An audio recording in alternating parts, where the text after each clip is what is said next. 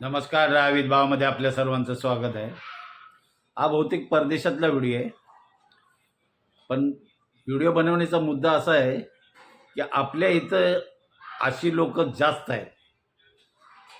पहिला हा व्हिडिओ बघा, नंतर आपण बोलू.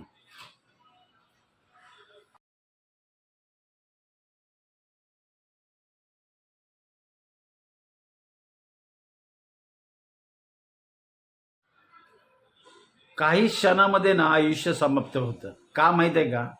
गाडीबरोबर मी कायम मध्ये पण 2-3 व्हिडिओ टाकले होते. तुम्ही बाजूच्या काचेवरती बसून लोक प्रवास करतात. युवा पिढी, तुम्ही पर्यटनाला जाता, निसर्गाचा आनंद घेता, त्यावेळेला पण अशा घटना घडतात. लोक बाहेरच्या खिडकीवर बसून ना प्रवास करतात.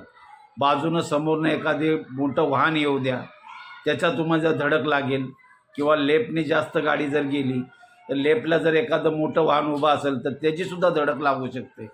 तसंच इथे ना तुम्ही थोडंसं आपलं डोक्यामध्ये बुद्धीमध्ये घ्यायला पाहिजे होतं की आपण वरती बसल्यानंतर काय होईल. ड्रायव्हरने पटकनी गाडी बाहेर काढली, वरून ती पडली, मुलगी अक्षरशः डोक्यावर पडली. काय बोलणार मग? युवा पिढीला थोडं ह्या गोष्टी समजल्या पाहिजे. एक छोटीशी चुकी, गाडी चालवताना ह्या जर काळज्या घेतल्या ना तर अशा घटना घडणार नाहीत.